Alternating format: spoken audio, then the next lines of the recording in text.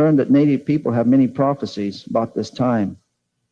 Begin to hear these over and over. And so I kind of more or less memorized a lot of them. And what I'd like to do now is share with you some of those. You know, every day now on the TV, I hear what the elders talked about back then. Even just last night, there's a sign that's to come before the third shaking of the earth, which I'm going to get to. I'll explain what all these mean. Last night on the news, they were talking about it. We'll come up to that. They say at the beginning of each cycle of time, the Great Spirit comes down through a messenger. He makes a strong appearance upon the earth. And we are coming to an end of a cycle now. It's not the first cycle. There was a cycle of spirit. There was a cycle of the mineral, the rock. There was a cycle of the plant. And now we're in the cycle of the animal, coming to the end of that and beginning the cycle of the human being. When we get into the cycle of the human being, the highest and greatest powers that we have will be released to us and be released from that light or soul that we carry to the mind.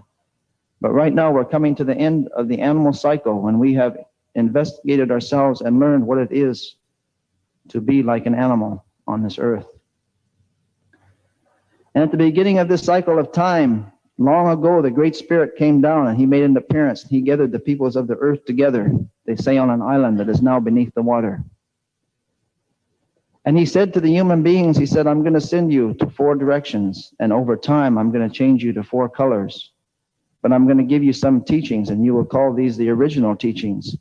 And when you come back together with each other, you will share these so that you can live and have peace on earth, and a great civilization will come about. And he said, during this cycle of time, I'm going to give each of you 2 stone tablets. And he said, when I give you those stone tablets, don't cast them upon the ground. Because if any of the brothers and sisters of the 4 directions and the 4 colors cast their stone tablets on the ground, not only will the human beings have a hard time, but almost the earth itself would die.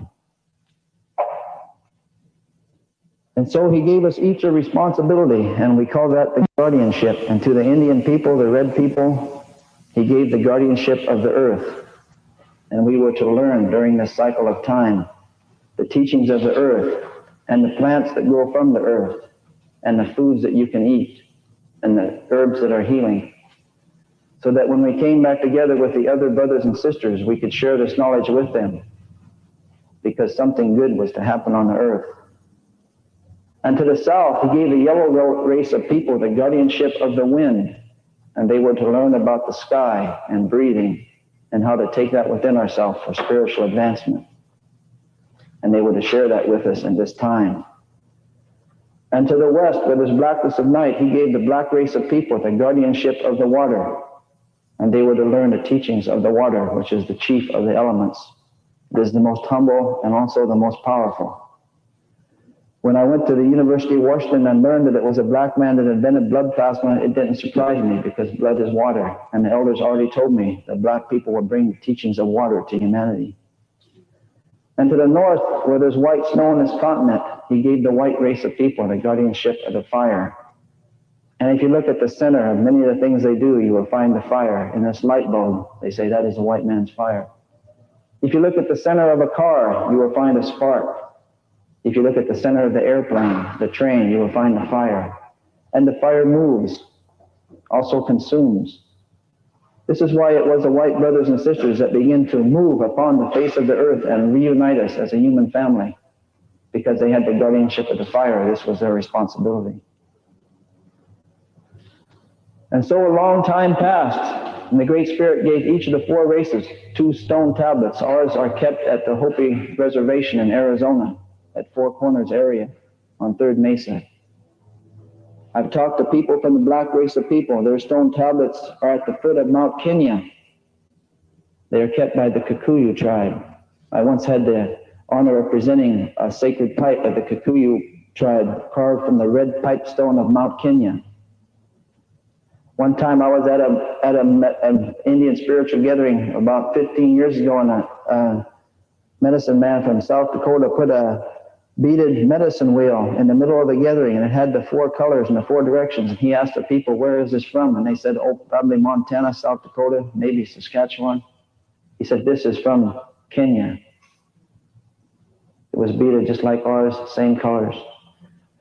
The stone tablets of the yellow race of people are kept by the Tibetans in Tibet. And the guardians of the traditions of the people of Europe are the Swiss. In Switzerland, they still have the mask day when each family brings out its mask. They still know the colors of their families. They still know their symbols, some of them. I went to school with some people at the University of Washington from Switzerland, and they shared this with me. Each of these four keepers happen to be people that live in the mountains. If you went straight through the Hopi reservation to the other side of the world, you would come out in Tibet. The Tibetan word for sun is the Hopi word for moon, and the Hopi word for moon is the Tibetan word for sun, because they're on the opposite sides of the world. It was some people from the yellow race of people. In 1976, because the United States was celebrating 200 years of freedom, they're having this bicentennial. Some of the Native people thought this was significant, and they carried a sacred pipe bundle from the west coast to the east coast of this land. And I particularly I was thinking last night as we were having the circle out here about this. They said that the roads of this land would either go north-south or they would go east-west. If they went north-south, we would come together as brothers and sisters. If they went east-west, there would be destruction, and almost the earth itself would have a hard time. So you all know the roads went east-west. They said things then would be lost from the east to the west and the north to the south, but they would come back from the west to the east and come back from the north to the south.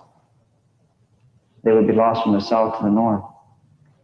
So 9 years ago, in 1976, from the west to the east coast of this land, from San Francisco to Washington, D.C., people carried a sacred pipe bundle by hand on foot across this land. My aunt had dreamt 15 years earlier, and that dream was in a book, that people would throw rocks and bottles at that pipe bundle as they carried it across the land. People that didn't like them. Sure enough, that came about. People threw, but as my aunt seen it in her dream, that it only come so far, and then they dropped, and nothing touched it.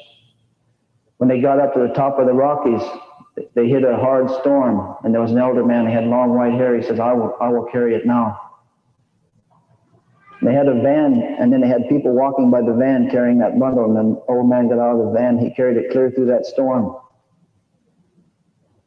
He was so cold when he got back in the van that somebody touched his hair and it fell. His hair was frozen. You have to be really cold for your hair to freeze, but that old man carried it through that storm, because they said if we carried this bundle across the earth, the powers would begin to come back. It was carried from west to east. They said a spiritual fire would be lit in the north, and it would come down the northwest coast of this land. And when it gets to Puget Sound, it will go inland. I think this 9 years later is the gathering in the north myself. That's why I came here. This is it. We have the capacity to start the spiritual fire now here. The old people long ago seen it and foretold it, and I'm going to come to that. So we went through the cycle of time. Each of the four races went to their directions, and they learned their teachings. It was in Newsweek magazine not too long ago that 8 out of 10 foods that people eat on the earth were developed here in the Western Hemisphere, because that was our guardianship, to learn the teachings of the earth and the things that grow from the earth. And we were given a sacred handshake to show when we came back together as brothers and sisters that we remembered the teachings. And it was indicated on the stone tablets that the Hopis have, that the first brothers and sisters that would come back to them would come as turtles across the land. They would be human beings, but they would come as turtles. So when the time came close, the Hopis built a special village to welcome the turtles that would come across the land, and they got up in the morning and looked out at sunrise, and they looked out across the desert, and they saw the Spanish conquistadors coming covered in armor like turtles across the land. So this was them. So they went out to the Spanish man, and they extended their hand, hoping for the handshake, but into the hand the Spanish man dropped a trinket. And so word spread throughout North America that there was going to be a hard time, that maybe some of the brothers and sisters had forgot the sacredness of all things, and all the human beings were going to suffer for this on the earth. So tribes begin to send people to the mountains to have visions, to try to figure out how they could survive. At that time, there was 100,000 cities in the Mississippi Valley alone called the Mound Civilization. Cities built on great mounds. Those mounds are still there. If you ever drive through Ohio or the Mississippi Valley, they're tourist attractions now. There was 100,000 cities of native people. And they were wondering how they could survive. And they began to try to learn to live off the land because they knew a hard time was going to come. They began to send people to have visions to see how we could survive this time. People came on the East Coast and they went across this land to the east, and we were told in the prophecies that we should try to remind all the people that would come here of the sacredness of all things. And if we could do that, there would be peace on earth. But if we did not do that, when the roads went clear from east to west, and when the other races or colors of the earth had walked clear across this land, if by that time we had not come together as a human family, the Great Spirit would grab the earth with his hand and shake it. And so if you read the treaty negotiations from Red Jacket of the Six Nations on the east coast of this land, clear to Chief Joseph and Chief Seattle on the west coast of this land, they all said the same thing.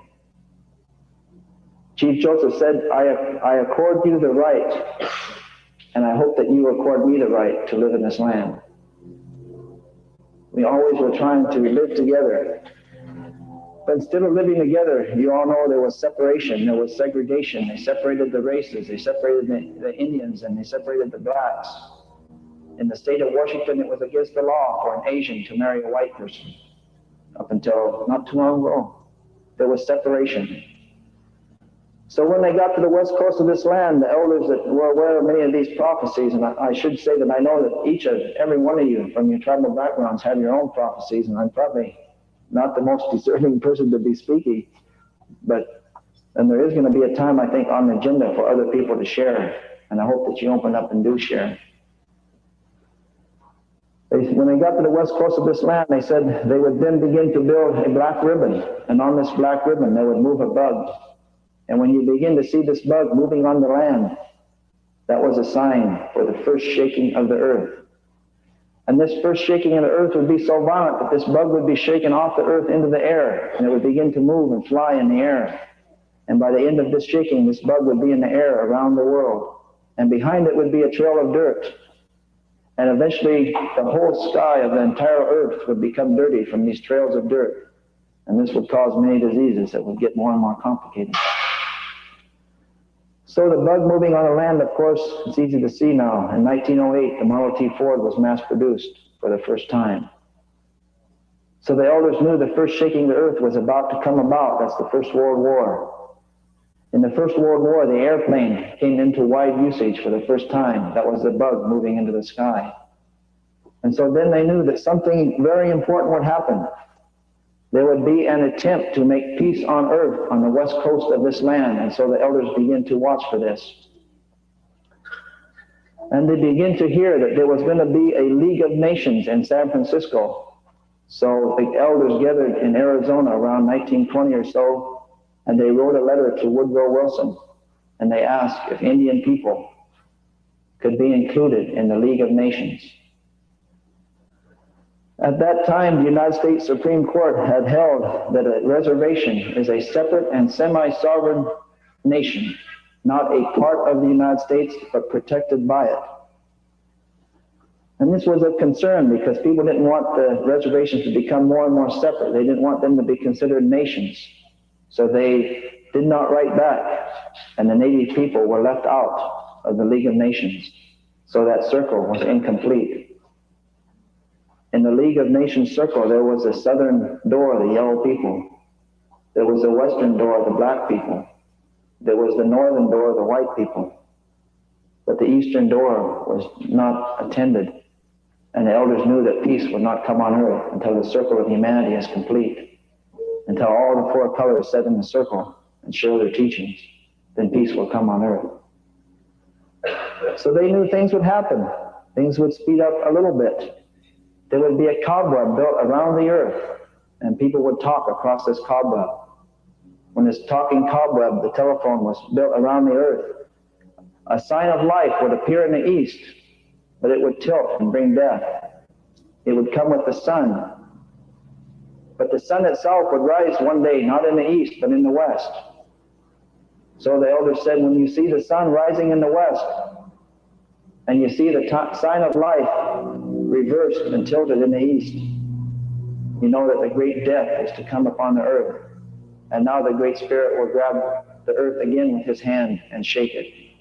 And this shaking will be worse than the first. So the sign of life reversed and tilted, they called that the swastika. And the sun rising in the west was the rising sun of Japan. These two symbols are carved in stone in Arizona. When the elders seen these two flags, these were the signs that the earth was to be shaken again.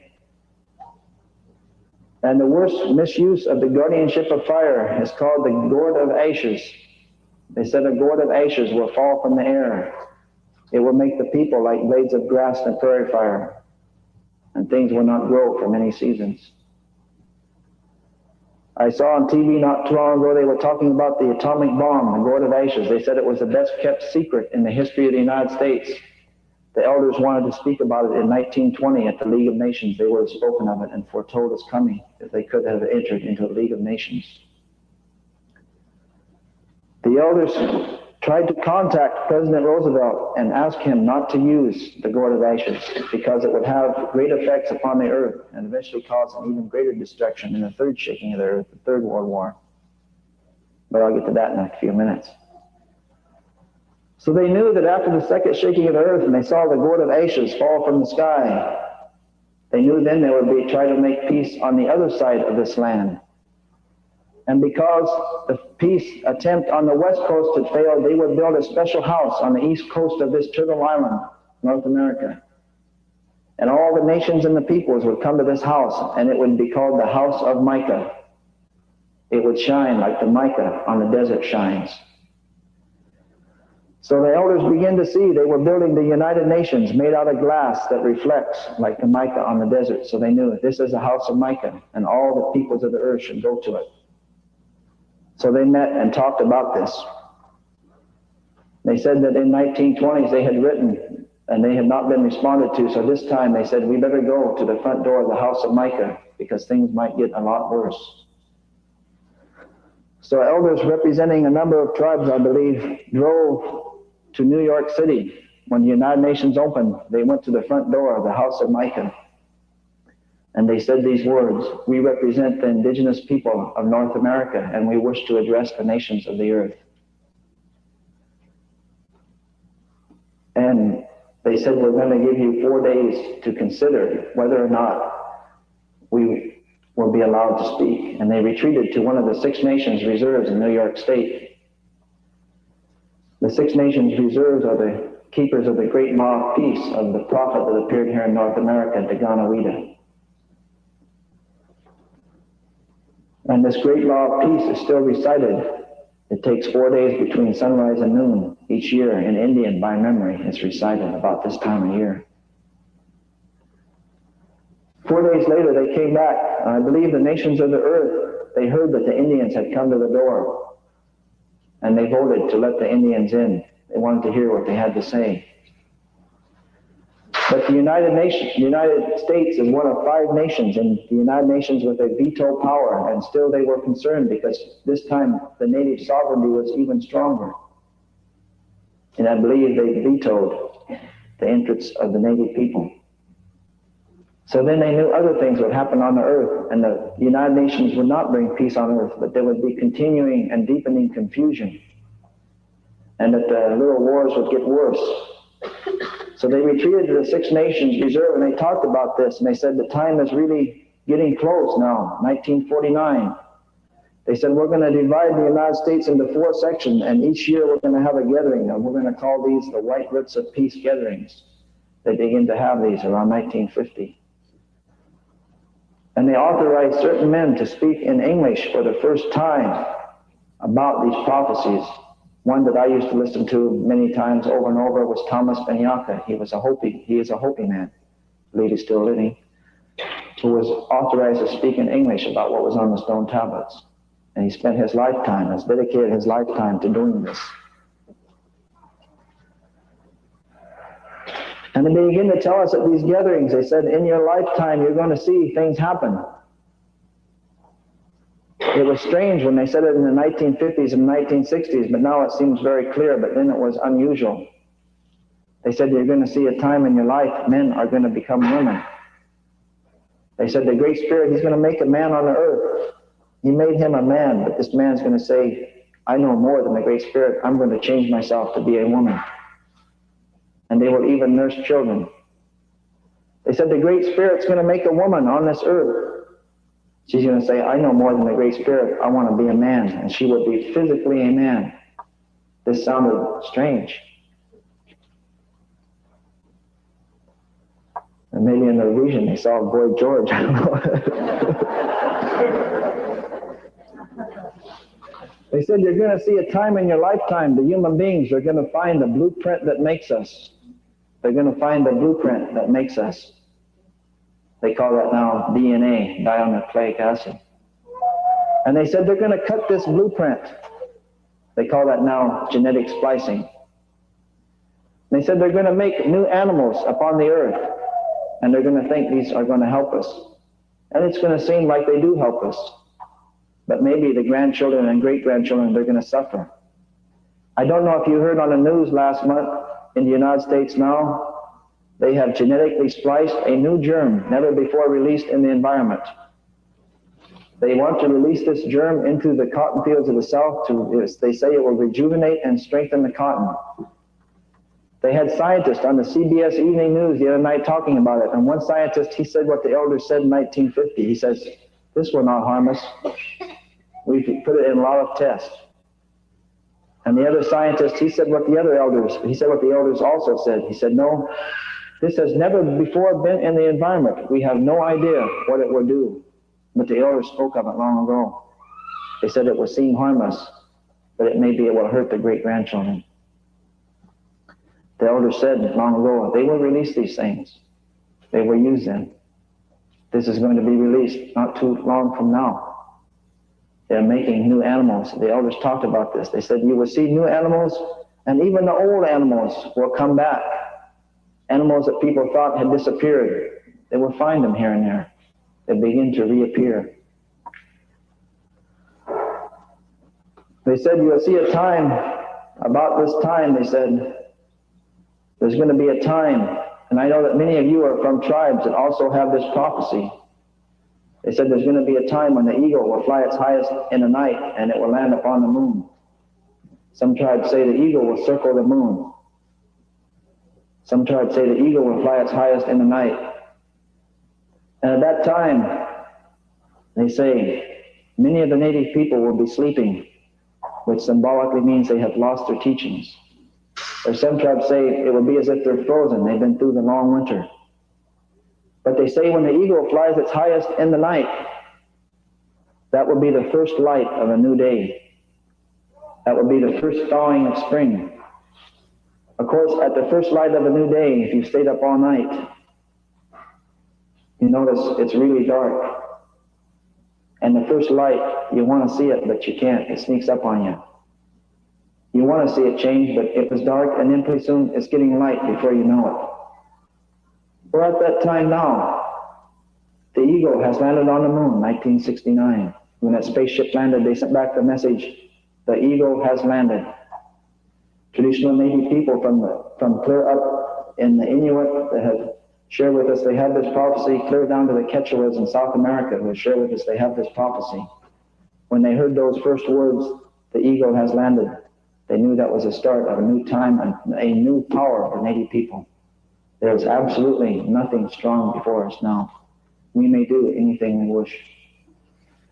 In 1776, when the United States government printed the dollar in one claw, if you've ever noticed, there's an olive branch in this claw. They said that represented peace. The Indian elders shared with me in South Dakota, where Kevin's from, the den that represents the enslavement of black people. In the prophecies of the Six Nations people, they say there will be two great uprisings by black people to free themselves. We've seen one about 1964. There will be a second, more violent one to come. I'll get back to what that means in a minute. And the other claw is 13 arrows. The founding fathers of the United States said that represents the 13 states. But they say the elders, that represents the enslavement of native people. When the eagle landed on the moon, they decided to print a special silver dollar to commemorate that. I don't know how many of you noticed it. The original design showed the spaceship landing on the moon, but at the last minute it was changed to an actual eagle.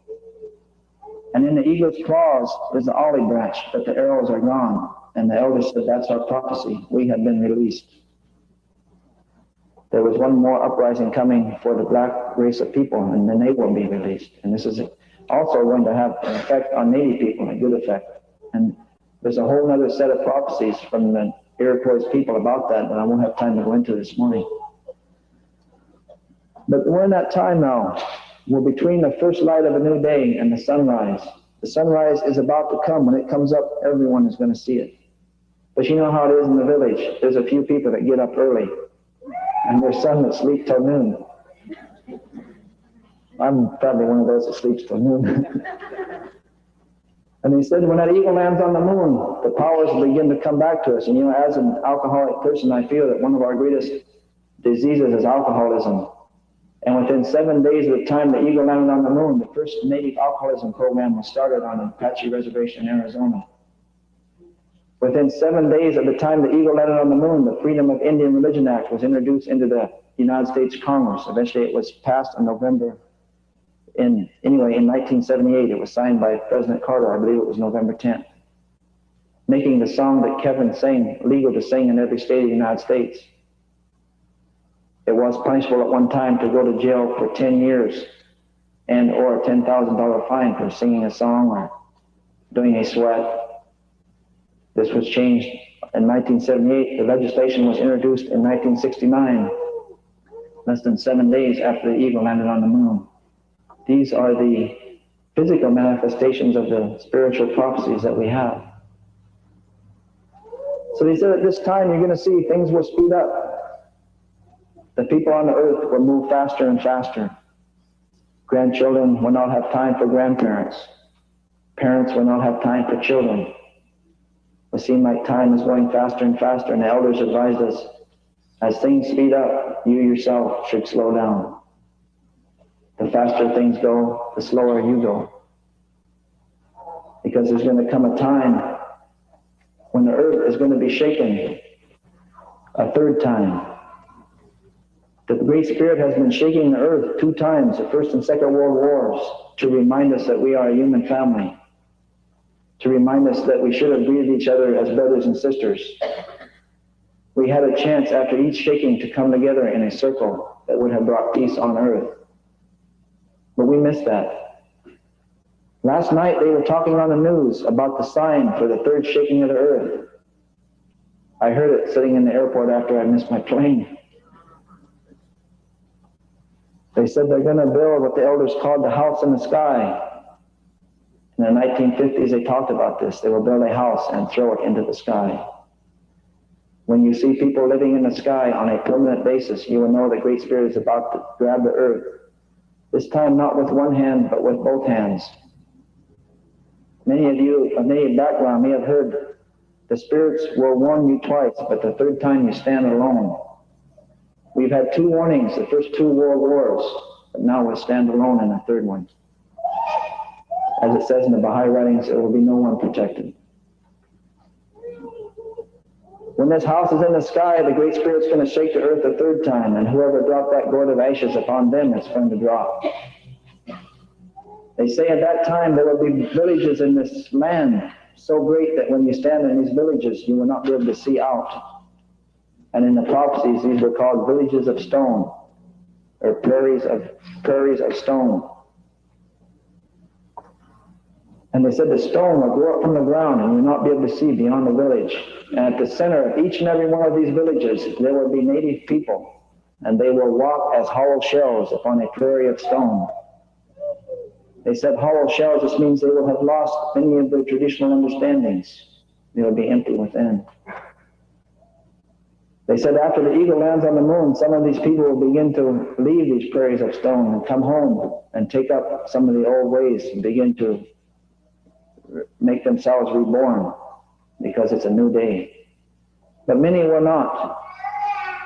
And they said there's going to come a time when in the morning the sun is going to rise and those villages of stone will be there. And in the evening there will just be steam coming from the ground. It will be as steam. And in the center of many of those villages of stone, when they turn to steam, the native people will turn to steam also, because they never woke up and left the village. And this used to bother me when I was a young man. I used to ask the elders, isn't there anything we can do? And they said, well, it's just that way, that if the person does not have the spiritual eyes to see, it's very hard to show them. Or if they don't have the ears to hear, it's very hard to speak with them. We wish that we could go get them all, but we can't. It's just that some are not going to wake up. But some will wake up. And so they say there's going to be the third shaking of the earth. It's going to be not a good thing to see, but we will survive it. We will survive it. And when we survive it, then there's going to be another attempt to make a circle of the human beings on the earth. And this time the native people will not have to petition to join, but will be invited to enter the circle, because they say the attitude towards us will have changed by then. And people will invite us into the circle, and all the four colors of the four directions will share their wisdoms, and there will be a peace on earth. This is coming close.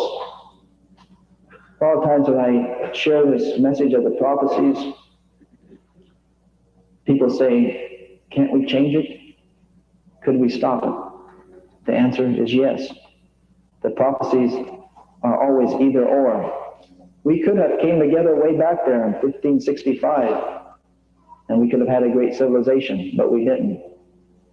Always along the path of these prophecies, we could have came together. We still could. If we could stop racial and religious disharmony, we would not have to go through this third shaking.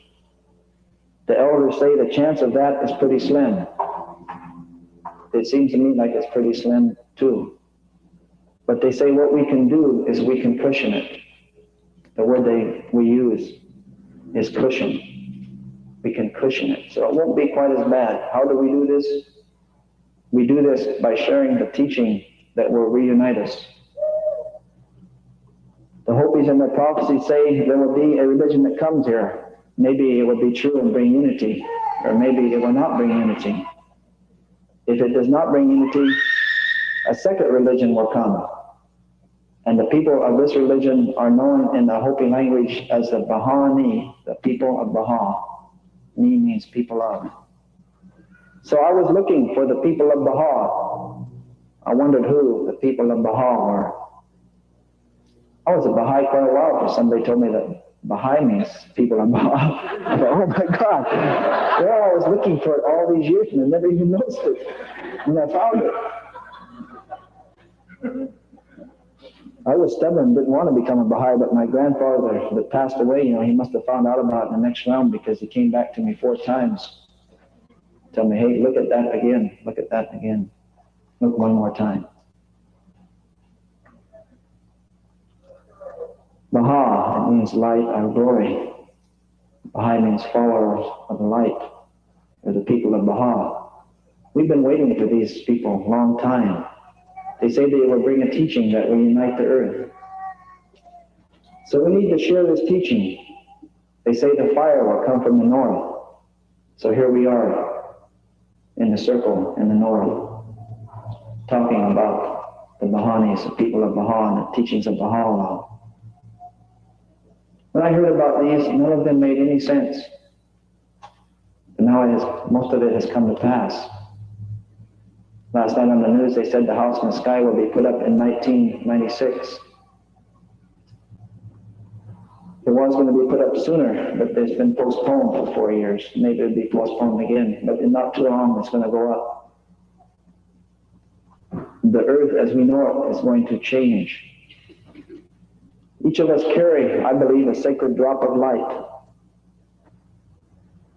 In the Indian teachings, they say it takes 9 ancestors to agree before conception can occur. 9 ancestors of the husband or the wife have to come together in the spiritual realm and say, we will bring life before a woman can become pregnant. At that time, the soul was formed. I delivered my first daughter, and a man who, from the blood reserve, who went to South Dakota and was the first blood to pierce for, in 82 years, he came to my house by coincidence 4 days before my wife went into labor. Each night we had the ceremony. And on the morning after the fourth ceremony, my wife went into labor at sunrise. And that night at sunset, a daughter was born. And I took her out and I cut the cord, and I noticed that at the Sundance that the Lakota people do in South Dakota, they pass that pipe 3 times and they don't take it in the 4th time. And even in Washington, I've heard the coming of a child is like the coming of a new pipe. And when I was delivering my daughter, I happened to notice that the skull came out 3 times. And on the 4th time, her head came out like the coming of a pipe. So I took her out and I cleaned her up and I washed her, and I put her on the mother instantly. But then after a few minutes, we washed her up. There was a circle of people just about like this around my wife and praying, and people with different backgrounds. And we looked up, and through the ceiling came a small drop of blue light. When it got close to the child, we could not see it. That was her soul. She would carry that light throughout earth. In that is her special uniqueness as a being, her spiritual power. In that are gifts. After we go through, and then we carry it back here, and it radiates to the mind, but for some reason in this cycle, we've been in the lower natures, the animal part, but now we're going into the human world. The mind is going to be opened up to the radiance of that, our own soul. And the cycle of the human beings is going to come about. And something so good is going to happen on this earth that cannot even be described. The elders say it in different ways. They say something like this. They say, there will be grass at that time when they make that circle and bring the peace on the earth. There will be blades of grass that have not quite come through the earth. They will try to push themselves up to be part of that day when the sun rises. The elders explain it like this. They say out here outside this building, long before there was the fairgrounds here, there were Native people. They say many of these Native people in different tribes, they were aware of these things, and they told their children. Their children grew up. One time the people came from the Hopis, scientists came to the Hopis, and they said, we want to take a piece of the stone tablets. Well, they said, we want to take the stone tablets to a scientific laboratory to determine how old they are. The Hopi said, we know how old they are.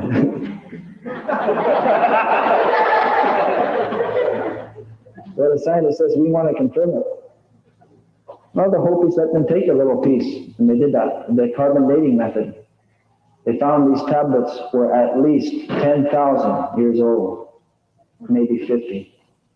So when I say thousands of years ago, there were Native people that spoke of these things. That's exactly what I mean. They told their children. And thousands of years ago, their children grew up and told their children. And then their children grew up and told their children. And they spoke about the people that would live at this time, and now it is us. We are the ones they spoke of long ago. They say to be allowed to come into creation and live upon the earth at this time is a great honor. In the cycle of time, from the beginning to the end, this time that we're in now, the change, the purification of all things, they say this is the hardest time to live, but it's also the greatest honor to be allowed to live and see this.